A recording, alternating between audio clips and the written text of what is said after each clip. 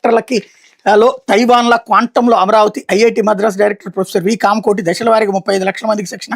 Wiper సంస్థ ప్రతినిధి వరదాస్ quantum ఖాళీ కీలక అడుగు కేంద్ర శాస్త్ర సాంకేతిక శాఖ కార్యదర్శి అభయ్ కర్ణికర్ క్వాంటంలో పెట్టుబడులకు ఒప్పందాలు అన్నటువంటి విషయాల్ని ఇక్కడ హైలైట్ చేశారు.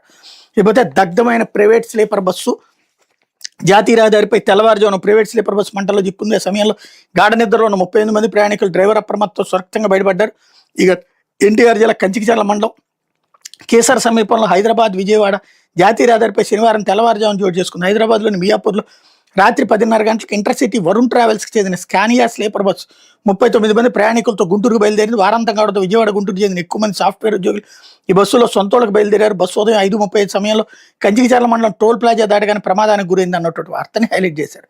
ఈ వార్తలు రాస్తున్నారు కానీ మీడియా అసలు బాధ్యత వరుస పెట్టి బస్సులు తగలబడుతున్నాయి. ఎందుకు తగలబడుతున్నాయి? తగలబడకుండా చూడాల్సిన బాధ్యతలో ఎందుకు విఫలమవుతున్నారు? రవాణా శాఖ నిద్రపోతుందా? మొన్న ఆర్టీసీ బస్సు కూడా తగలబడింది. ఇలాంటి వార్తలు అసలు సమాజానికి కావాల్సింది ఇది.